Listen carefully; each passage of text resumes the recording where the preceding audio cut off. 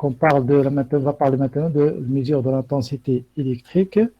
Donc, soit le circuit suivant. Donc, tout d'abord, on va rafraîchir quelques prérequis. Donc, c'est quoi un nœud, c'est quoi une branche, d'accord? Donc, un nœud, donc, un nœud, c'est un carrefour de fils. Bon, un carrefour, c'est-à-dire, c'est un point où plusieurs fils se rencontrent. Ici, par exemple, ce point rouge, ou bien celui-là, ou bien ce point en violet, ou ce point en violet, donc sont des nœuds. Donc, ce sont des nœuds. Donc, un nœud, au moins trois branches doivent se rencontrer un nœud. Deux branches, ça ne constitue un nœud. Donc, par exemple, ce point-là, ce n'est pas un nœud. Donc, si je trace ici un point, donc je vais choisir une couleur qui n'existe pas. Donc, par exemple, le noir. Donc, ce point-là, ce n'est pas un nœud.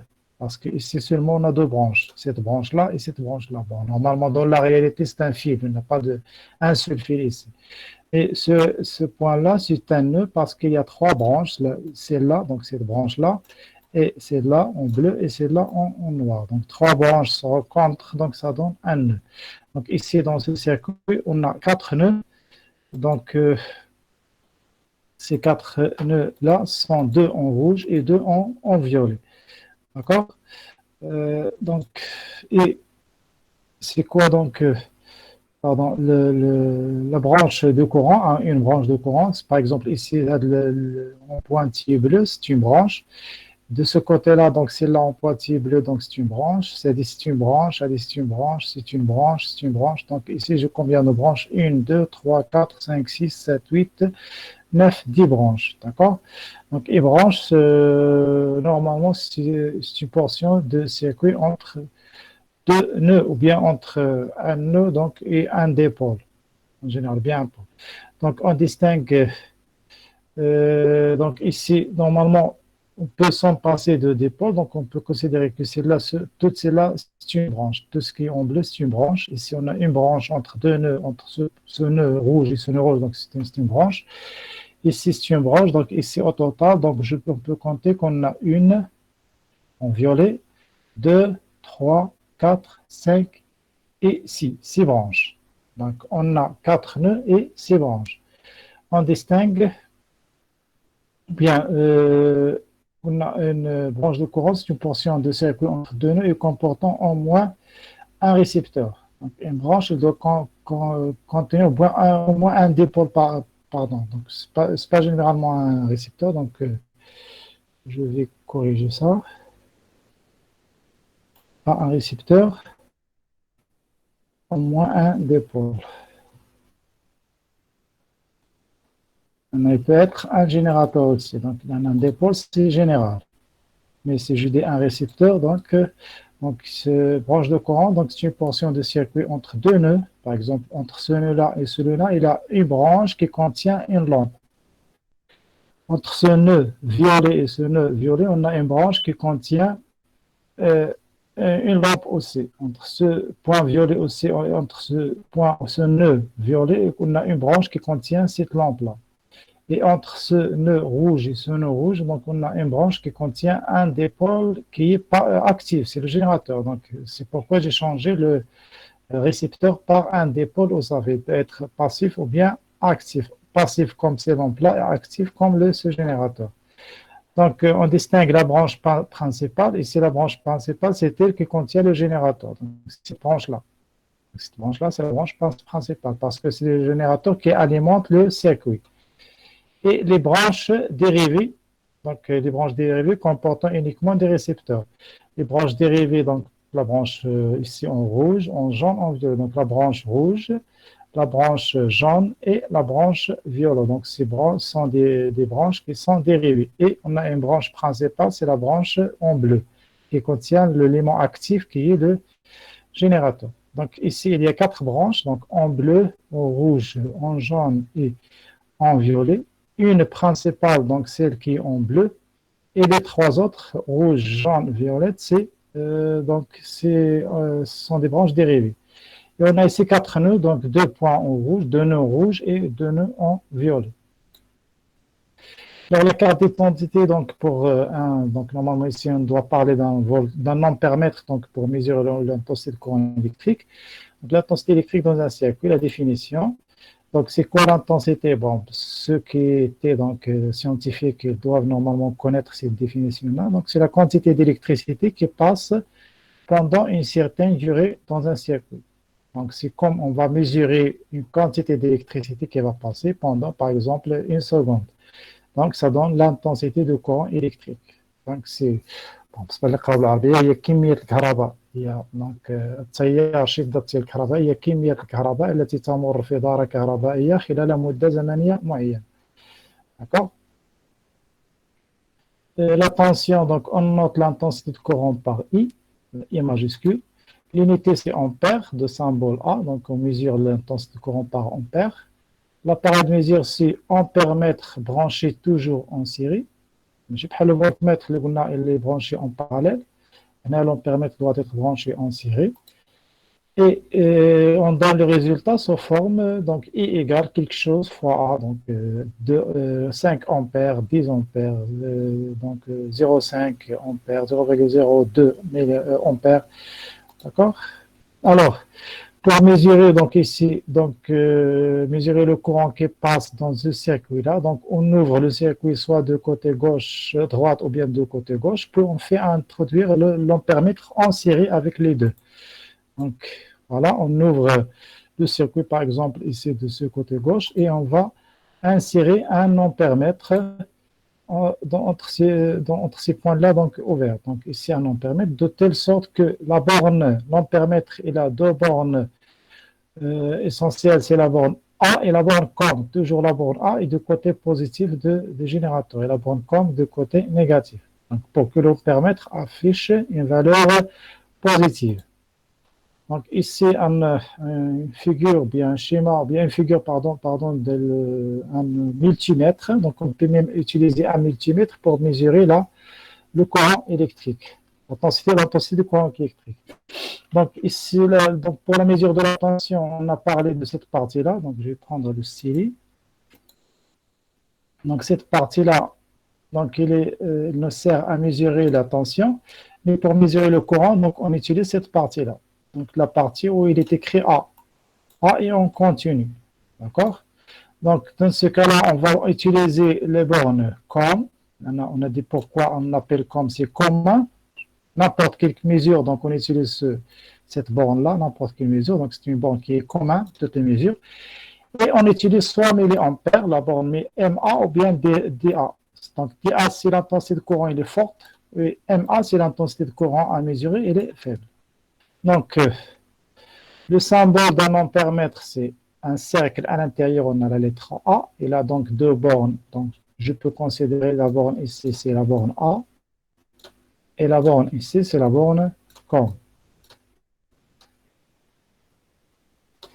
Donc, le branchement toujours en série.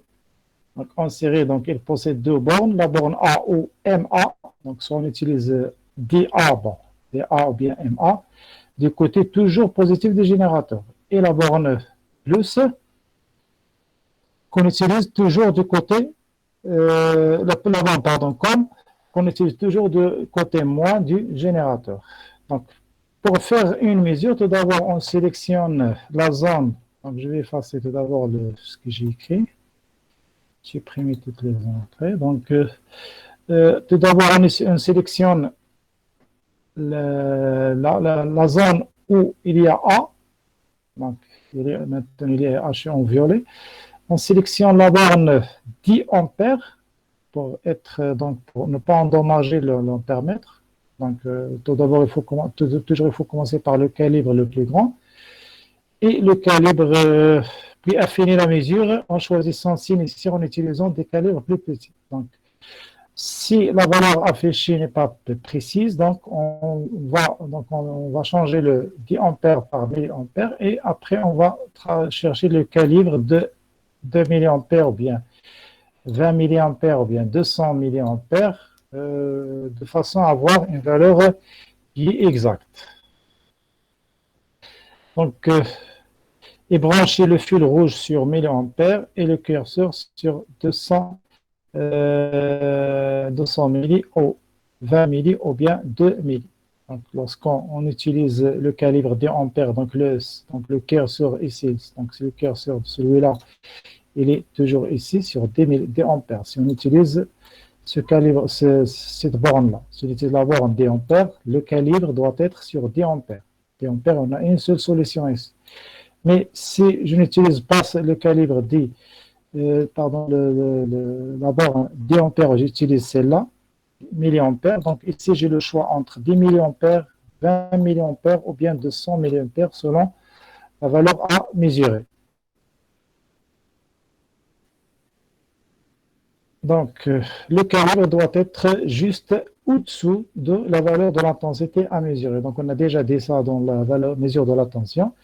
Par exemple, si j'ai la tension à mesurer, l'intensité qu'on va mesurer ici, par exemple 18 milliampères, donc il faut ici utiliser le calibre de 20 milliampères, c'est mieux. Donc, c'est lui qui va donner le résultat le plus exact. C'est le calibre 20 milliampères. Donc, parce que le calibre est un peu supérieur à la valeur mesurée. Alors, continue. Des exemples sur ces schémas électriques, on place et l'ampèremètre de telle façon à mesurer l'intensité qui circule dans la lampe L1 et indique l'emplacement des bornes A et COM. Donc, on doit placer l'ampèremètre dans les circuits pour mesurer l'intensité de courant qui circule dans la lampe L1. Donc, dans ces deux circuits-là, donc la lampe L1 est là. Donc ici, on a un seul circuit, donc un circuit en série. Donc pour mesurer l'intensité de courant qui entre ou bien qui circule dans L1, donc on insère l'ampèremètre n'importe quel emplacement dans ce circuit-là. Donc il faut ouvrir le circuit soit dans cette partie-là, ou bien dans cette partie-là, ou bien dans l'autre partie. Et on introduit l'ampèremètre, parce que l'ampèremètre, ou bien le multimètre utilisé comme ampèremètre, il est toujours inséré en série.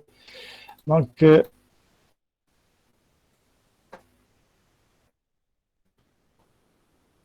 et pour ce circuit-là, donc on a ici deux lampes en parallèle.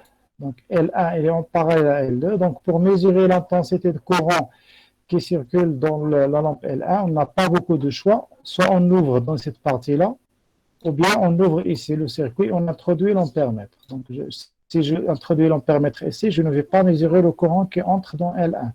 Je vais mesurer le courant qui entre dans L2.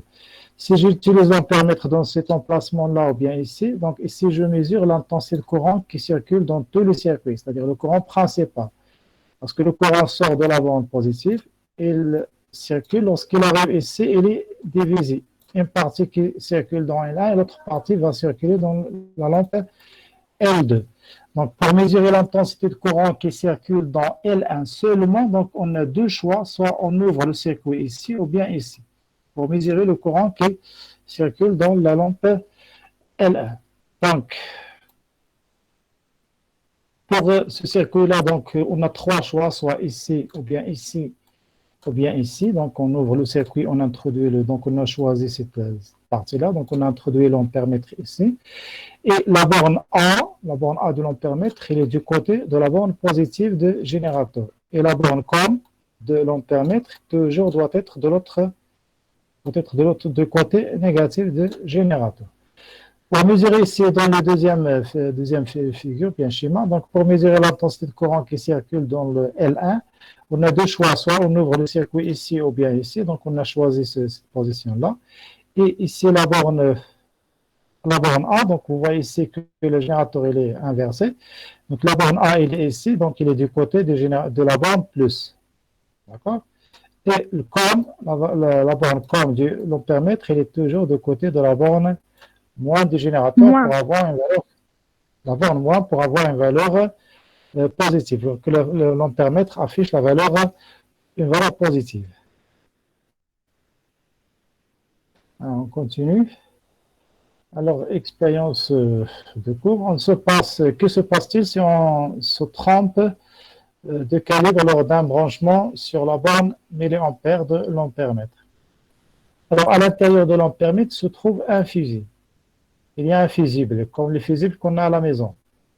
Donc, capable de résister au passage d'un courant de 500 ml. Mais si le courant est supérieur à 500 mètres, donc le fusible, il est fondu. Donc, il est destiné de protéger l'appareil. Si vous faites passer un courant supérieur à 500 millilitres, alors le fusible fond et l'appareil ne fonctionne plus. Donc, après, il faut changer le fusible et l'appareil va fonctionner de nouveau. Donc, seulement le fusible donc, qui est grillé ou bien qui va être fondu par un courant qui est supérieur à 500 milliampères. Donc, le fusible, donc, c'est une protection pour l'ampèremètre. Donc, si le courant est supérieur à 500 milliampères, alors le fusible fond et l'appareil n'affiche rien. Donc, il ne peut rien afficher, donc il ne donne rien. Donc, l'écran, il est vide parce que la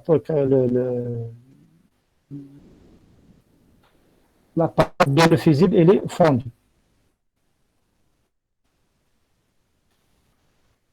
Alors, notre expérience, on a mesuré le courant du court-circuit débuté par une pile de 4,5. Donc, court-circuit, c'est-à-dire on va brancher la borne positive avec la borne négative.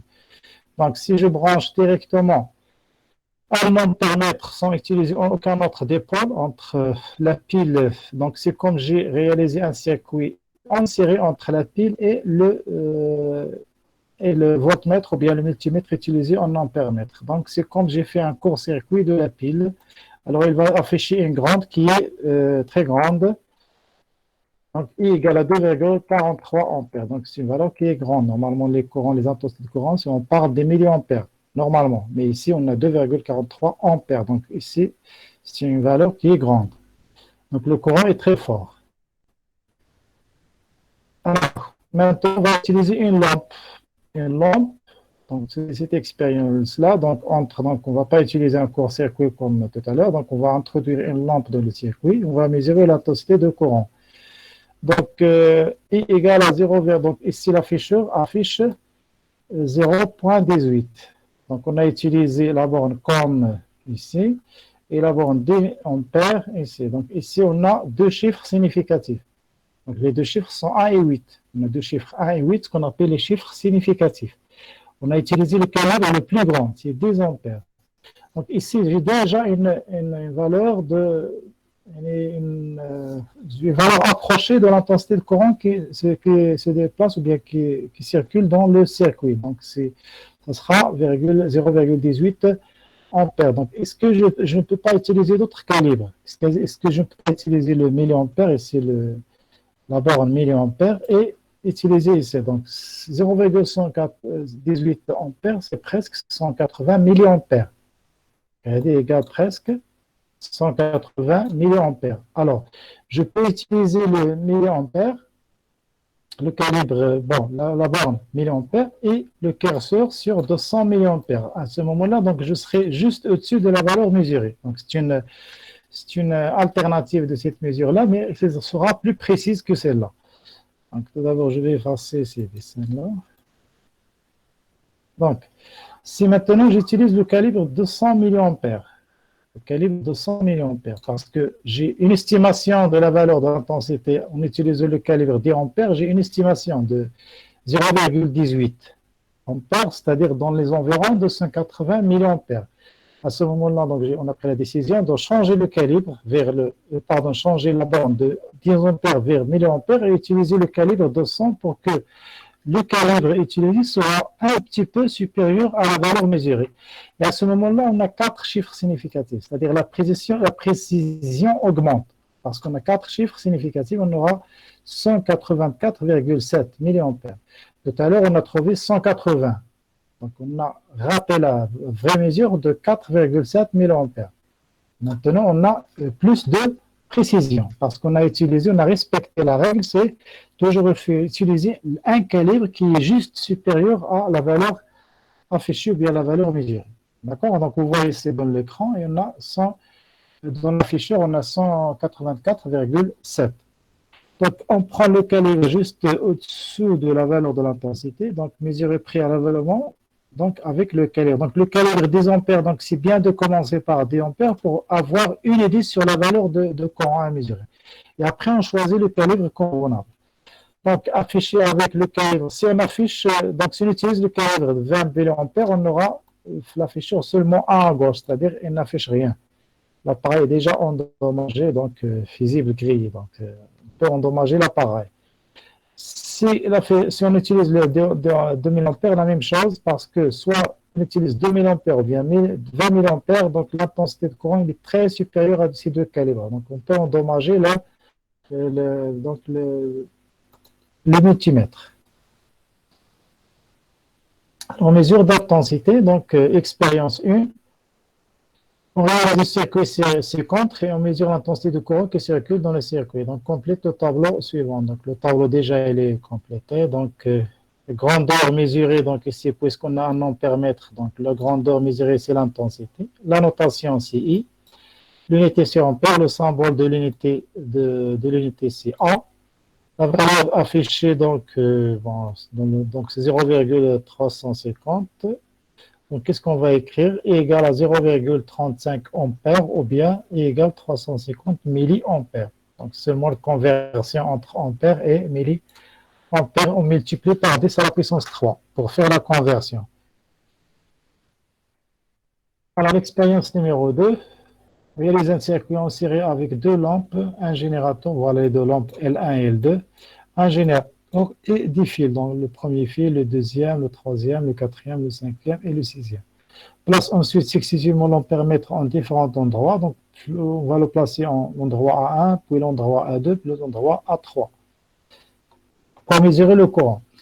Alors, quels sont les résultats? Les résultats, c'est A1, de la position A1, donc l'ampère-mètre, il affiche 0,17 ampères. Si on change la position de l'ampère-mètre vers la position A2, il va mesurer 0,17. Si on change, donc il mesure toujours la même valeur. Donc 0,17, 0,17, 0,17. Donc toujours la même valeur, c'est-à-dire que l'intensité de courant qui circule dans le circuit est la même n'importe où on introduit l'ampère-mètre.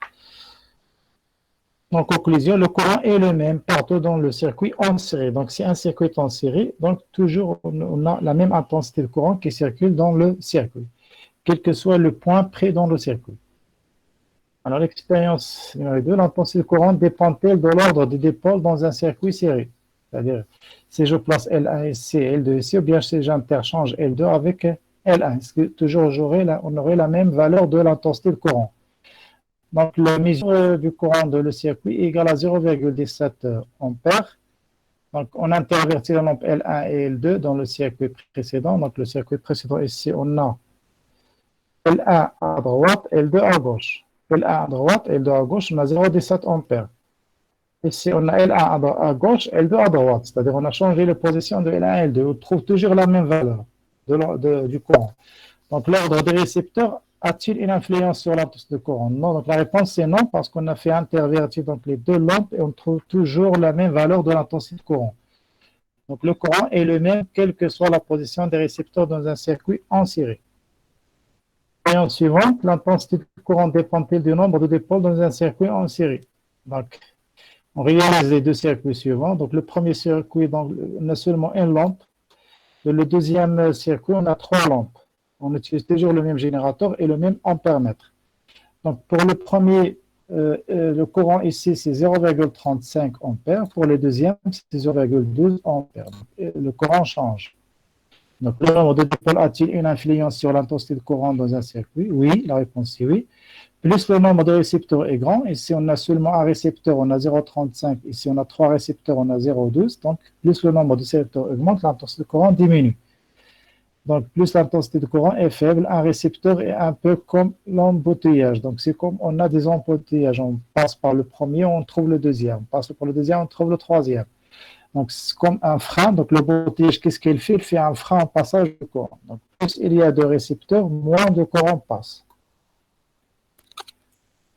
Expérience 5. Donc, on a déjà vu que si on alimente un récepteur sous sa tension nominale, il fonctionne normalement. C'est-à-dire, si sur une lampe est indiqué 12 volts, il faut l'alimenter avec 12 volts pour qu'il fonctionne normalement. Sinon, soit il est sous tension, ou bien il est sur tension.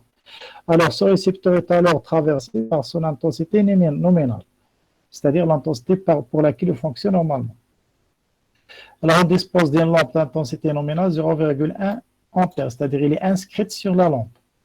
On réalise le circuit ci-contre en faisant varier la tension d'alimentation du générateur. Donc, on réalise le circuit suivant. Au départ, donc j'alimente le circuit par 3 volts. Après, on alimente par 6 volts et après, on alimente par 9 volts. Donc, ces expériences peuvent dégrader les lampes. Il faut donc rapidement prendre des mesures. Donc, si la lampe, par exemple, ne peut pas supporter 9 volts, donc lorsqu'on utilise 9 volts, donc il faut rapidement prendre la mesure avant que la lampe ne soit grillée. Donc, la lampe utilisée, donc, il est inscrit sur la lampe 0,1 ampère et 6 volts, c'est-à-dire elle travaille avec des valeurs nominales 6 volts, 0,1 ampère. Donc, sur le kilo, donc vous vous souvenez, je crois, du kilo, donc on a déjà parlé de la lampe. Donc, si le générateur délivre 3 volts, alors l'intensité nominale de la lampe, c'est 0,1, mais l'intensité mesurée expérimentalement, c'est 0,04 ampères. Donc, l'éclat de la lampe, il est faible. Donc, la lampe ne brille pas normalement. Il est sous tension. Si le générateur donc, délivre une tension 6 volts, et donc les valeurs nominales sont 0,1 pour le courant, et si on met expérimentalement, on mesure 0,1. Donc la lampe, il brille normalement. Donc son éclairage est normal. Si on utilise 9 volts, si le générateur délivre 9 volts, et la lampe, toujours la même lampe, donc elle est inscrite sur la lampe 0,1 ampère, alors ici on va passer 0,17 ampères. Donc la valeur qui passe dans la lampe est supérieure à la valeur nominale. Donc, ici, il y a un danger. L'éclairage est fort et si on n'arrête pas l'expérience, on peut perdre la lampe. Donc on peut détruire la lampe. Conclusion, si on alimente la lampe sous sa tension nominale, qu'il est traversé par son intensité nominale et qu'il brille donc normalement. Donc, lorsqu'on donne on alimente la lampe par sa tension nominale, donc il brille normalement et le courant qui passe est un courant qui est nominal.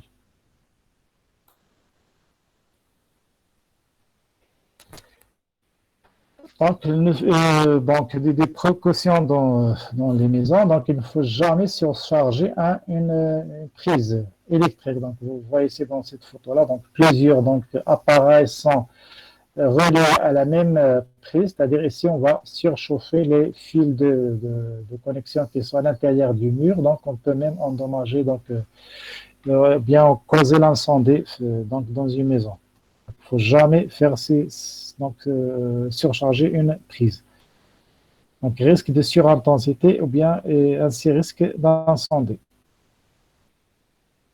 Alors, donc même ici, risque de surintensité, risque d'incendie. Donc si on surcharge, par exemple, tous ces appareils-là sont liés aux mêmes prises, à la même prise. Donc, vous voyez ici donc une lampe, vous voyez ici des LED et des appareils qui sont là. Donc, je crois le retour ici, d'accord? Donc, il ne faut jamais surcharger une prise. Risque d'incendie. Alors, on doit s'arrêter, je dois s'arrêter ici.